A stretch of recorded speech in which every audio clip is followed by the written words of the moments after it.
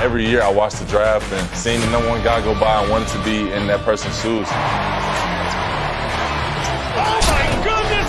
Well, touch that, Freddie. A human highlight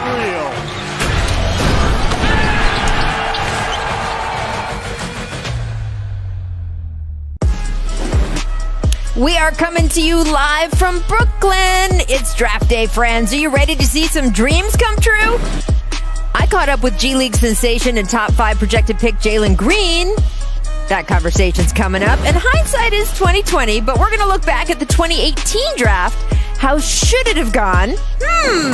We're counting down the boldest draft day fits ever as well, so don't go anywhere. An action-packed jump starts right now. Welcome to The Jump, presented by Credit Karma. That's right. We are in the Big Apple for the draft. It's just in 5 hours here at Barclays Center, home of the Nets. And that's where we are as well. Welcome to The Jump. I'm Rachel Nichols. I'm alongside our NBA Draft Insider, Mike Schmitz. Mike. And Mr. 2003 first-round draft pick, Kendrick Perkins. You know, I'm usually out here bragging about your championship ring, but I like that today I get to brag that you were part of one of the best draft classes we have ever seen. Ooh, preach about it. Look, Rachel, look, we're just getting started on the jump. The gospel don't have to come out this early. There you go. We got so much jump for you today, too. Richard Jefferson is going to join us later in the show. We're going to have a red carpet special for you coming up later in the afternoon on the network. But now, with the latest on all the movement heading into the draft, joining us right now, our ESPN NBA insider, Adrian Woj. Woj, welcome back. And just in the last hour and a half, you tweeted that the Pistons have landed on Cade Cunningham for their pick, barring an unexpected trade. So this has been a little bit of a process all week. What ultimately sealed their decision? Rachel, Troy Weaver, Detroit's general manager, and their front office came to New York yesterday and visited with Cade Cunningham and sat down and talked to him again and left even more confident that this was the player that they would select. They met again this morning and talked through it as a staff, and I'm told they informed Cade Cunningham of their decision early this afternoon that he would be their number one pick, obviously barring a trade, which is always possible until a team puts that name in and selects the player. But this was a real process, and Detroit really looked hard at Jalen Green, Evan Mobley, and there was a lot of back and forth on this, and I don't think it was about anything that they didn't think Cade Cunningham was. It spoke to, I think, just how impressive this group is, how much potential both Mobley and Green have to be stars in this league. Well, I will tell you that on the way over here, Kendrick Perkins and I had a meeting of the Troy Weaver fan club, just how smart he is at making personnel decisions. So I know that the Pistons organization has good faith in their leader there. You mentioned also that earlier today that there was a lot of conversations about teams trying to move up, making trade offers. What is the latest intel making the rounds with the draft closing in? I just don't think there's a scenario, or I think right now a realistic scenario where anybody moves out of the top 3. Just because no matter how many picks somebody might give you, no matter what the player might be, it is rare to have this kind of star potential at the top of the draft. And, 5 nickels don't equal a quarter, and there's some quarters at the top of this draft. And so I think right now, I think Oklahoma City, because of all the assets they have, they can continue to knock on the door. But if you're Houston or Cleveland, the idea of moving up one spot and having to give up a lot to do it, or move up 2 spots, it doesn't make sense when the player you're going to get, has all-star potential. May turn out to be, there's a legitimate case to be made that any of those 3 could become, the best player in this class. So I think 1, 2, and 3, I think they stay. We'll see with Toronto at 4. A little different there. They're in a different place than the other 3 organizations in terms of, they're a team that expects to be back in the playoffs next year, maybe even host a first-round playoff series, with the right moves this offseason. And even then, I still think it's hard to imagine Toronto parting with that pick. Now, there were multiple teams that have multiple picks in this draft tonight. Which teams do you expect to be the busiest that we're going to be saying their names enough? Are these teams that are going to keep their picks or move those picks around? Yeah, and that's exactly right, Rachel. Kind of teams closer to the middle of the first round, New York, Oklahoma City, for example, who have a couple picks within the same vicinity. There's a lot of talk with both of them, moving up, moving down with one of the picks or both, trying to package picks to move up. That's not easy in this draft. Teams are really certainly holding on to them, especially around the top 10. And you saw Memphis move in and get number 10 from New Orleans. New Orleans paid a steep price to get off the money that they did in the trade with Bledsoe and Steven Adams. So I think you'll certainly see movement on the board. Teams will wait to see if their player hits a spot, 13 with Indiana. If Indiana maybe doesn't get the player they would want at 13, that's a team that could move back or maybe get like a young, maybe another young player and a pick, somebody they could plug right into their lineup and then move back a few spots. That's certainly a possibility. All right. Well, now what all of NBA Twitter wants to know, Woj, I have to ask you, are you working on any new active verbs for when you are breaking picks tonight? Because it has become one of the most entertaining parts of the draft, my friend. Rachel, I'm gonna try to keep it very simple. That's my entire goal for tonight. I'm gonna try to keep it as simple as I can. I've taxed my brain enough. I think that's a fabulous idea. Woj, thank you so much. We will talk to you and see you throughout the night. Okay, see you over there. Thanks. All right, guys, we want to talk a little bit about Cade Cunningham. Of course, he established himself as the consensus number one pick. And Mike, you said that he would be the top prospect if he had entered last year's draft as well. When is the last time you saw a perimeter prospect that you rated as highly as Cade? Luka Doncic is the only one that I can remember in the last decade. And I would say, I think that Cade Cunningham is the second best perimeter prospect in the last decade. Okay. And listen, I was incredibly high on Luka Doncic just because of the magic that he had with the basketball. Maybe the most accomplished prospect we've ever seen at that age. I mean, being a EuroLeague MVP at 18 years old, 19, I mean, that's just ridiculous. So to say that Cade is going to be that, I think would be unfair to him. But I would say that Cade is arguably a more complete player. Like, you want to play him off the ball, he can play off the ball. You want to play him on the ball, he can play on the ball. He can play out of the post. He can defend. Like, he has zero holes in his game. And so I think, the combination of his Luka Doncic-like ceiling and his incredibly high floor speaks to the type of prospect that the Detroit Pistons are getting. Well, I'm going to go with LeBron James. I'm going to go 2 decades You're going back. Yeah, I'm going way back. Since we're comparing this to 2003 draft, I'm going with LeBron James. And just to Mike's point, he's the most complete player. When you look at their size, right? LeBron James, 6'9", 225 pounds when he came out of high school. Cade Cunningham, 6'8", 220 pounds. Versatility, right? You look at him on the offensive end, he has really zero flaws. Now, can he get better? Absolutely.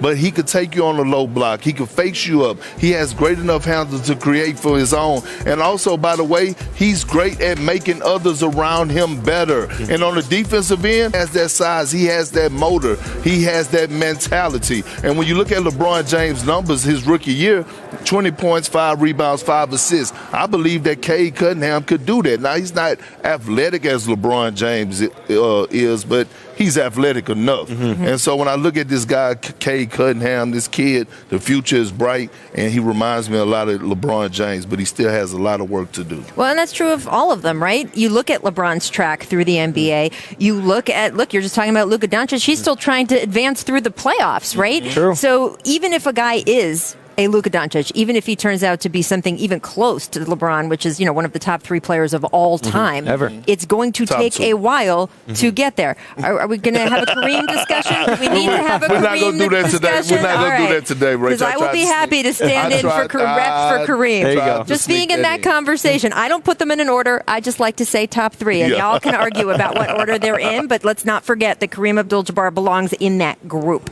Let's move on, though, to this group. Mike, one of the things that I have found so interesting that you have said over and over about this class is that there are actually 3 number 1 caliber picks. Can't remember the last time, maybe Perk's draft class, there you go, when we were talking about that idea. And of course, you mean Cade, you mean Jalen Green, you mean Evan Mobley. So once we get past that group, who is, I would say, I don't know, kind of the number 2, even though we're now to number 4?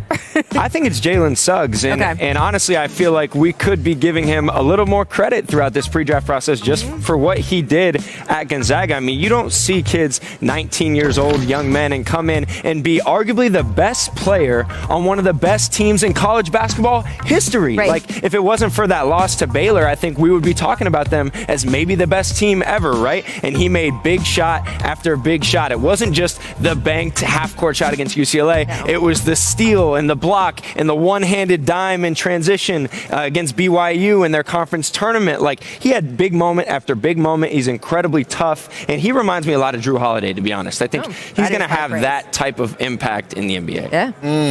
Well, I'm going with a guy that actually locked up Jalen Suggs, and his name is Davion Mitchell, to go on and win a championship. We're talking about college defensive player of the year, a guy that doesn't get enough credit on what he do on the offensive end. He has improved time every year. He always proved the doubters wrong. He reminds me, he mimics the game of Donovan Mitchell. Super athletic, great playing off the ball, great slasher, can finish at the basket, and he will lock you up. And when I say lock you up, Rachel, one of these perkisms coming. All right, he's going to be hugging guys like a cheap suit. There it is. There it is. Which no one on this set is wearing today. I do want to point out that you can see the red carpet behind us. That's where the guys will be coming in their draft day fits. Going to be so good. Before we let Mike Schmitz go and we get Richard Jefferson in here, is there anything else you want to get Mike up on? No, I just don't want Mike to leave. Oh, okay. Like, leave Richard wherever he's at, please. He's an upgrade, man. Yeah, no. Get him over here. No, leave him there. All right. Well, Mike, thank you so much for joining us. We will get you back, and we will see you on ESPN's draft coverage throughout the night. Now, in 2 minutes, all of you guys stick with us because we will look back at Perk's draft night. Speaking of fits, also coming up, I sat down with Jalen Green. As you just saw, he is pegged as the number 2 pick here tonight. He told me he thinks he should go number 1 and why, and also his plans for a future on-court fashion statement. This was really great. Stick with us. That's clean, though. Tyler Hero. That's why Tyler gets invited to the barbecue. Yep. That's why he gets invited. You should have known back then. You should have known back then, man. Tyler's going to get invited to every barbecue. Number 3, Bol Bol in the same year. Bol. I really didn't understand this one, but maybe he was supposed to like the Spider-Man or something. I mean, that's a lot of fabric. Look how, gosh. I mean, do your thing. Just gotta have a little flair. I love it. There you go. Love it. Tim Thomas in 97. Well, they traded that pick, right? He didn't go to the Nets. Where did he end up? It don't matter. We're talking about. I'm just saying, dog. This is when the suit game, like your jacket had to reach to your ankles, right? Yeah. This number 1. And come on, 96. Sumaki Walker, the hat really made the look. Oh, he was mad he had to take it off. Look at that. The hat was the best part of the whole outfit. I mean, I kind of feel we could do a whole hour on this topic. These were 5 good ones, but I could pick out like 5. I mean, the best is when you see all of them together. It's outstanding. It's outstanding. And you can really track fashion over the years just by looking at NBA draft photos to see how things have changed. All right, let's get to tonight's draft. We're going to see some hot looks, I'm sure. We will also see Jalen Green. Yesterday, I sat down with the top G League Ignite prospect. We had so much fun. Take a listen to our conversation. Jalen Green crossing over. Oh, Jalen Green spikes it above the rim. So experts are calling this the best draft class since 2003. For people who don't know at home, 2003 was LeBron James, Carmelo Anthony, Dwayne Wade, Chris Bosh. What do you think? Three-pointer to end the third quarter goes down by Jalen Green. I think so too. I think this is a really good draft class. There's a lot of talent. I think the whole class is loaded all the way through, so it's going to be crazy. You played in the G League bubble. How do you think that prepared you to get to the NBA?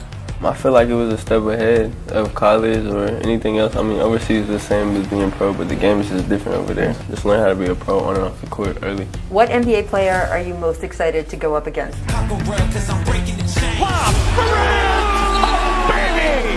I think Ja Morant is probably the most exciting player that I'm trying to play. Just because that's my bro. He's like supported me since high school, and he's an exciting player. I think I'm an exciting player, both high flyers, so it's going to get real. You did start a trend in the G League bubble, the very short shorts. Yeah. Are you bringing that to the NBA? America needs to know. Yes, I am bringing that to the NBA. I need the smallest pair. They had like a 33, and I was like, this is still not small enough. Like, I need like a 30 or 30, 29 or something like that. Did you like tailor it at all? Safety pin it up? What did you do? I wore 2 tights, so I wore 1 padded and 1 regular, and then I just tucked my shorts underneath. So we figured it out. Who is the best player in this year's draft? I am. You think that you should go number 1? I think I said. Did you tell the Pistons that when you visited them? I did, and I started in the workout too. What was your workout with Houston like? It was really good. I got to see what their offense was like, shot the ball well. I think it went really well. Mock drafts do have you pegged there to go to Houston. How do you think you could fit in with that franchise and give it a lift after it had a really difficult season? They already got like young talent. They just gotta put it all together on the defensive side. They just not really lock in. I think I come in with a defensive mentality, and I'm always gonna give it 110% on both sides of the floor. So I mean, I think I could turn it up there, possibly. Maybe, possibly. Yeah. Mm-hmm. So the last 3 guys to win Rookie of the Year, none of them went 1 overall. So even if you don't end up going number 1 overall, what is your feel about what you could do in your rookie year and whether you could go out and win that award? I think it's possible. I think that's a goal of mine coming into the league. First goal is to go to number 1, but the second goal is to get Rookie of the Year. I'm going to leave it up to you. Would you like to discuss whether he has Rookie of the Year potential or just the short shorts? Because I think, Richard, we need to hear from you on the short shorts. Well, look, I'm going to say this. He's going to win best hair in the draft, right? Like, that's for sure. He's so telegenic, right? Kirk and I were talking about that before the show. Good for that kid. He's going to make a lot of money in a lot of different areas. Yep. But ultimately, I think the short shorts is fun because I remember for us, when we got drafted, we were like, we want the biggest shorts possible. So all of a sudden now you get, 20 years forward and kids are like, no, a 33. I want a 29. Is there anything at 28? Can we just wear spandex out there? I think that's what they're trying to go towards. I actually love this kid. I think Houston is going to, obviously if they pick him, this is a great piece for the Houston Rockets fan base. When you look at them, they've been looking for that guy that's going to come in and have that flash, have that athleticism. He's electrifying on the court. He reminds me a lot of Jaylen Brown with a little bit more wiggle, but off the court he reminds me of LaMelo Ball, the way he carries himself. He's very marketable, and you could tell he just had a smile. He had the charisma, so shout out to Jalen Green, man. Yeah, and look, first of all, he's going to be more NBA ready, as he pointed out, because he just spent a year in the G League in that pro environment. I don't know if Jaylen Brown with a little more wiggle goes on an advertising campaign. It does. But the Houston Rockets should look into that for sure. All right, coming up, we're going to talk Wizards situation. GM Tommy Shepard saying Brad Beal has not asked for a trade. If that holds true, who is the next big piece available tonight? Because there's teams that are looking. Stay tuned on The Jump. $77 million is why he has an ex. It's a lovely day, gentlemen. Dreams really are going to come true. Mostly Perk and Richards because they're going to get separated from each other later. But, you'll get there. When? Can we get like a clock, like a countdown clock for that?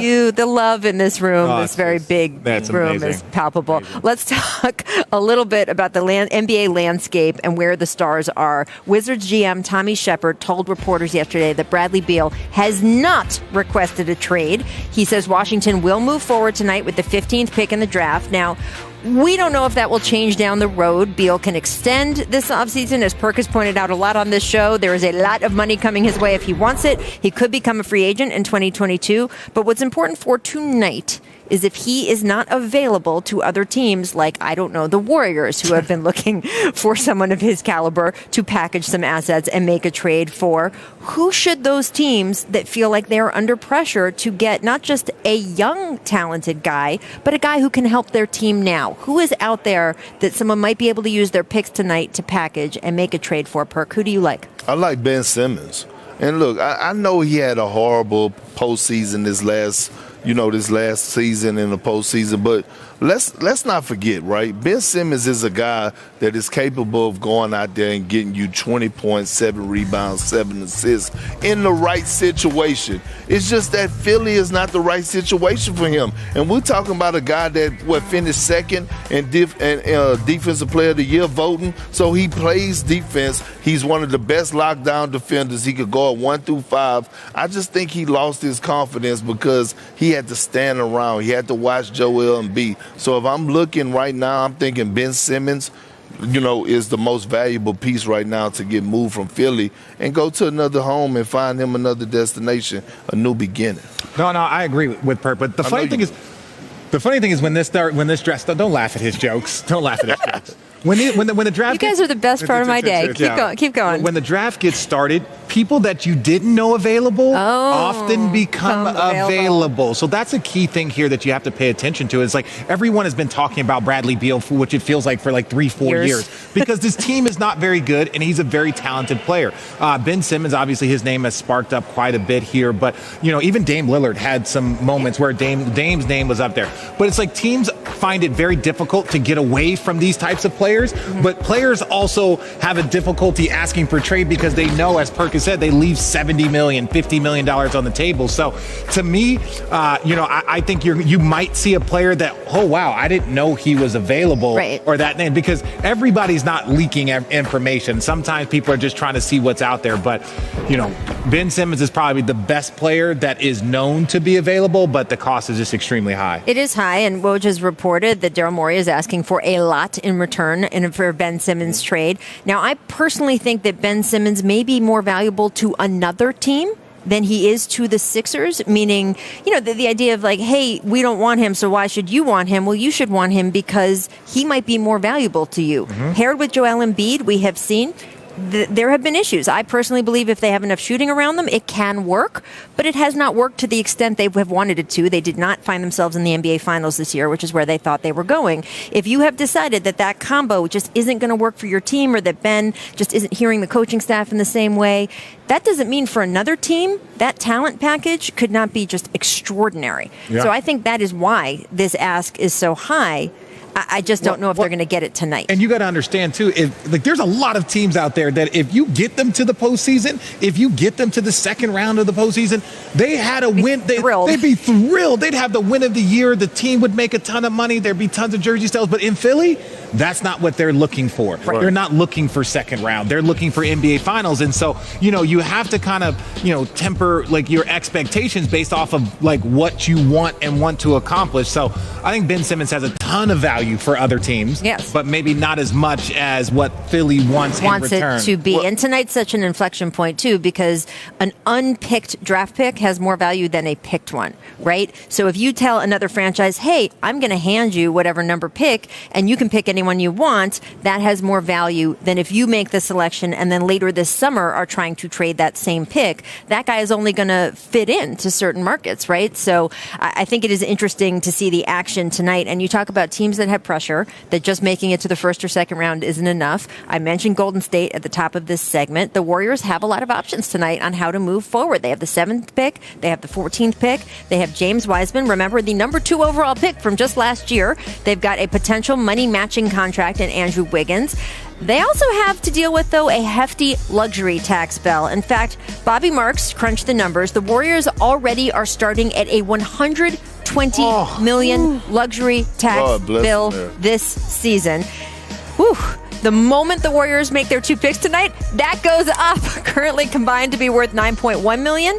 That means that their luxury bill tax increases to $175 million just by making those picks. And the way that works, Richard, is that when you are adding more salary to the balance sheet, just saying, how did you if it goes over a certain amount, you have to start paying luxury tax on it. And they're also in the repeater, aren't they? They're in the repeater. They're hard capped, I believe, at the end of this. That's a lot. Right. That's a lot. $175 million of like, hey, thank you for the season. We're going to send $175 million off. It's just money that isn't going onto the court. Isn't going onto the league to be spread around other teams. Right. I mean, when you look at the Warriors, right, they're in a pressure situation for the simple fact that Steph Curry, Yeah. right? You have to get this right, in my opinion, because we talk about Damian Lillard being on the outside, but Steph Curry is also on the outside watching, and he's coming up. I think he could sign an extension for a huge, a lot of money, and, you know, probably that will take him all the way past his prime and more, and probably retire as a Warrior. So if I'm Steph Curry, I'm evaluating this draft. I'm evaluating what they're doing in free agency. So, I mean, it's a lot of pressure on what they do with these draft picks tonight. Yeah, and the one thing about, you know, Steph Curry in this, and you, like you said, being past his prime, if you put, whoa. No. Perk did not say he was past his Hear prime. me out. No, hear me out. I'm saying this contract will probably take him past his prime. He's 33 years old. If he signs a 5-year contract, he's not going to be in his prime at 38 years old. I'm not betting against him shooting a three-pointer at age 38. Well, you can. The point that I was going to make was that if you put the right people around him, it will extend. It will extend his prime. Is that okay? Can I say that? I mean, why are you so emotional today? Like, this is not emotion. It's a draft. This is exciting. This is big. This is big. Look, here are their potential assets. They actually have a great asset package to offer to another team for a guy who is more on Steph Curry's timeline. The question is, getting back to what we talked about at the beginning of this segment, is there that guy out there? Because Ben Simmons probably doesn't fit their team. So if Bradley Beal isn't on the table right now, and Ben Simmons, who we know isn't a great fit for the Warriors, they may have to make these picks tonight, which again then kind of opens up luxury tax issues, opens up timeline issues around your big stars. Yeah, when I look at all that they have, when I look at all that, I think that all those guys would look great in Portland. I was thinking the same thing. I was thinking the same thing. Who do you feel you're getting back? I just, Dame. Well, I'm asking because Dame on the point with Steph running around, that would be nightmarish. Draymond running around with those 3 shooters. All I'm saying is that Portland, that package, I'm not saying that all of that would be available, but if you got Wiseman, if you got Poole, if you got Wiggins, might take more than that to get Dame, was my point. I'm just saying, if you got all those picks that are also available, again, it's the same with the Ben Simmons situation. What you might want might never be available. Right. It might never be available. And by the way, Dame Lillard has made a point. He has not asked for a trade in Portland. And I know the Blazers consider him, I mean, he's not just a star to them. He is an emotional part of that community. I mean, we have to realize that, I don't know if the audience know this, but we all know this, right? Certain teams work behind the scenes, right? So some of these picks the 7 and the 14 pick that Golden State may choose today, the draft prospects, it may be a pick that, hey, Portland may say, I want these 2 guys. And later on down the line, they have these guys in their back pocket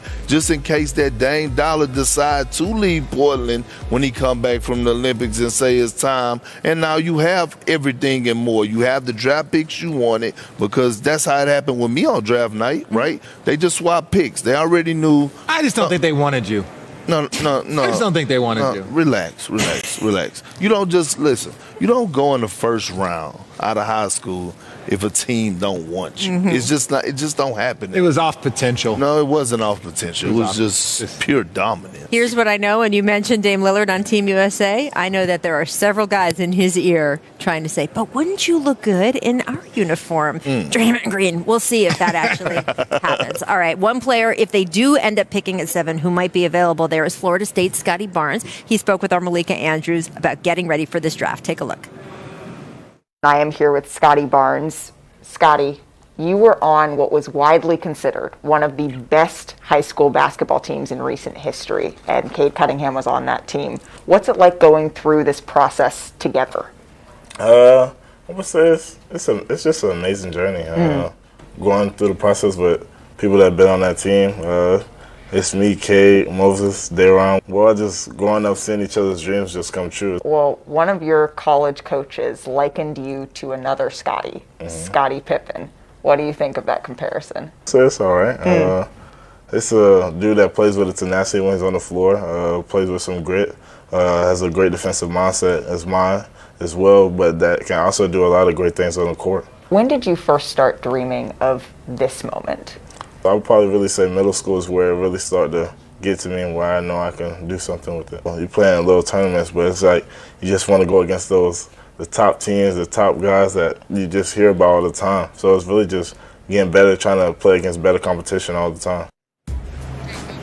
Thanks to you both. All right, coming up 3 years after one of the most memorable drafts of the decade, we're going to do a little redraft here on The Jump. 2018, Luka, Trey, Ayton, and more. Plus, here's what The Jump recommends for today as new intel and moves happen in the hours leading up to the draft. ESPN Plus has the latest up-to-date mocks. They'll keep an eye on that as you watch The Jump. We'll be right back.